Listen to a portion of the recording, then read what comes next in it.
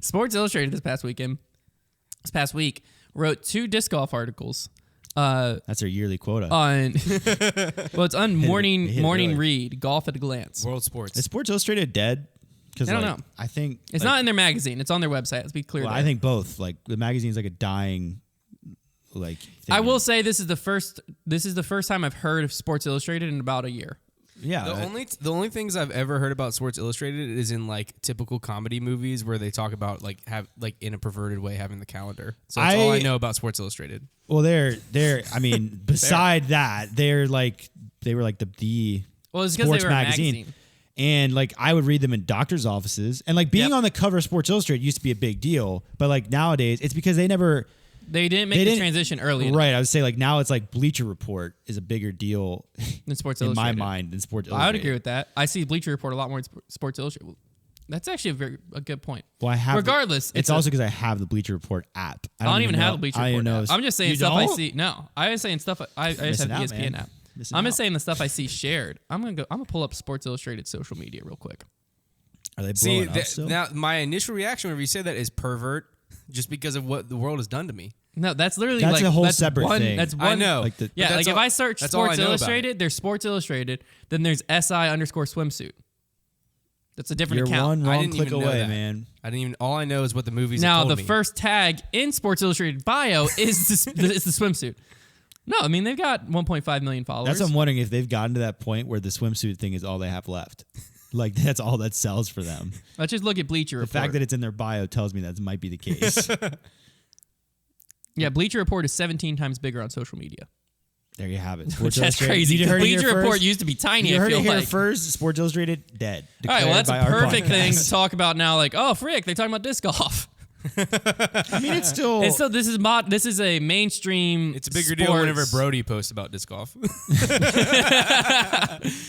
Regardless, I just thought the article that they wrote was interesting. Very funny. So they wrote 2 articles. One is an interview with Eric McCabe about must-play disc golf courses, and the other is about Ricky. And the title of it is "A Case for Ricky Wysocki as the World's Best Golfer," and it has an asterisk next to it. And to be honest with you, I can't see where the asterisk is referring to, which makes me that's not very good journalism. Very confused, if you ask me. Because I would like to know what that asterisk means. I think they're referring to what you're about to reveal, which is that they're not just saying disc golfer.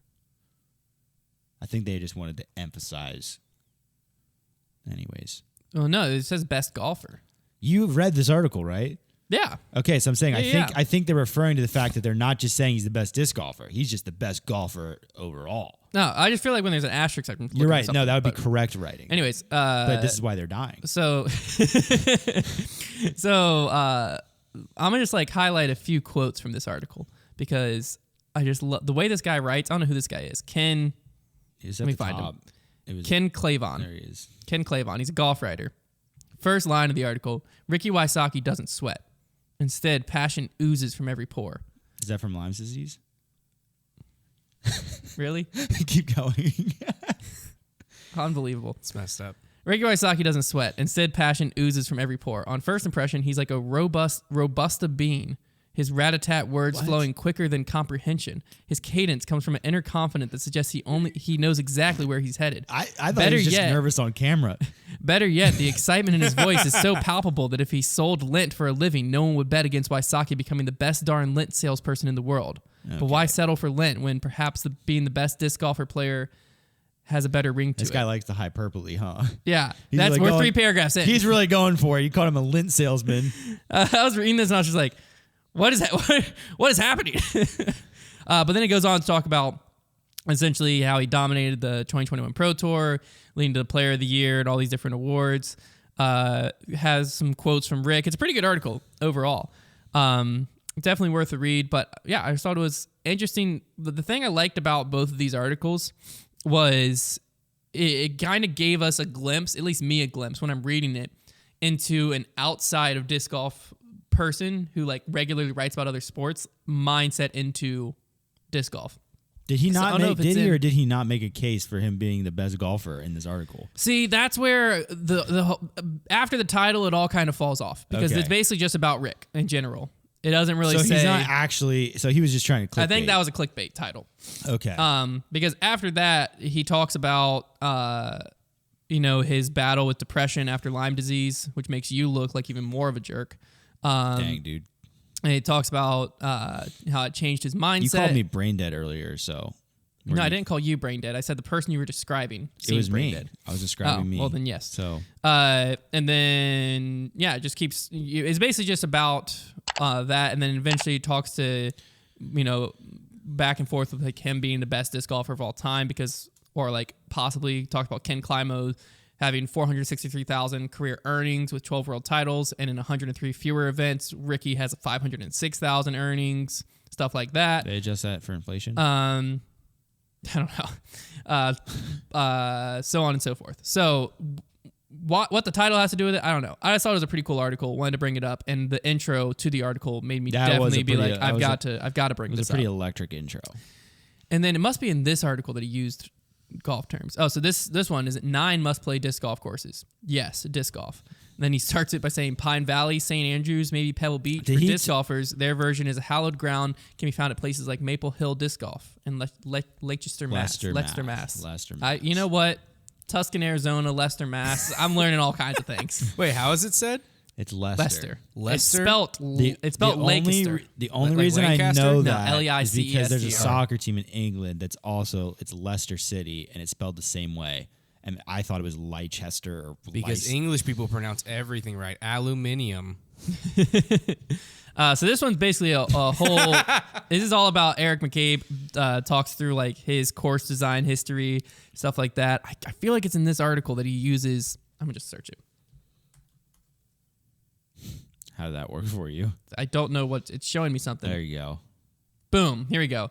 I loved this. In terms of equipment, on the Disc Golf Pro Tour, players are not limited to discs in the bag like traditional golfs. First off, he calls it traditional golf instead of ball golf, so there's something. I wonder if that's a valid way to call it. Traditional golf? Traditional golf? No. Is that players like are bridge not the gap there? Because you don't offend the golf people because you're like, it's the traditional one, and they love tradition in golf. Players are not limited to disc in the bag like traditional golf's 14 club rule. They can carry as many as 20, 25, and each one does something different. Now, here we go. Some draw, fade, or can be used for distance or approach throws. Other fly better using a sidearm motion, for example. I just thought it was funny hearing Heiser and Heiser be described as draw and fade. I love it. I'm in the boat that I think draw and fade are way more like attractive words than Heiser and Anheuser. I think when you say it like that. I think they just that was just a rude way to say it. Fade I feel like you're just coming after disc golfers on the disc golf Here, podcast. really quick. Let me just do the counter to you. No, do it. Go ahead. Anheuser and Heiser versus draw and fade. Okay. Keep going. Anyways, I think that the Anheuser and Heiser should be used to describe the angle of the disc. Yeah, and the flight. And the way the disc actually flies. It's weird to say, it's fine to say I threw the disc on Heiser angle. Like that makes sense on Heiser. But then to say the disc Heisered out, it kind of just doesn't sound right to me. But if you say I threw it on Heiser and the disc faded, because we already use fade, keep in mind, where do you think we got that from? Because it's like a very obvious fade. So like you throw it on Heiser, the disc fades. You throw it on Anheuser, you get the disc to draw instead of turn. Now turn makes a little more sense, but draw just sounds cool. If I hit a shot in golf, though, as a right-handed player, and I hit a draw, doesn't it move to the left? Yeah, but you're on the other side of the like if you're on the disc, you're on the right side of it. Oh, so it's like I'm throwing a forehand. Yeah. So a forehand draw would be like a golf draw. I'm just saying that I'm not really an above average smart person, and Heiser and Anheuser never ever once made me confused. No, exactly. No, I don't think that's the thing. There's only two. And it took me like a day of watching YouTube videos. The thing about Heiser and Anheuser is once you learn Heiser, really easy to learn Anheuser. Draw and fade, because you have draw, fade, slice, hook in golf, and the only difference between them is 2 you did on mistake and 2 you did when you're trying. Well, yeah, a draw. And that's the most confusing crap I've ever heard. It's not that confusing. A draw. It's like a thrower. It's a hook and a slice are like describing the way that like the golf ball moves. Like a hook, like it's the way the golf ball flies. All it is draw is right to left. Hook is a worse version of right to left. Exactly. That's what I'm saying. So when I'm you see my golf swing. I have a very clear slice. But what if I was just like, oh, dude, just faded it a bit too much there? Like I was trying to do that. Oh, like you mean like when you early released it, or like when you grip lock? Sure. But early release and grip lock are like way offline. I hit my ball on the line, and then the flight just keeps going. Well, it's a different sport.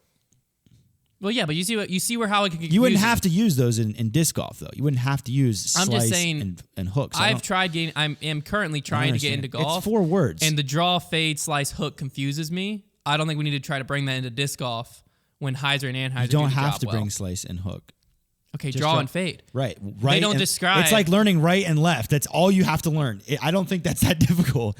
And nobody has to do it. I'm just saying I want to make it popularized because I think it sounds cool.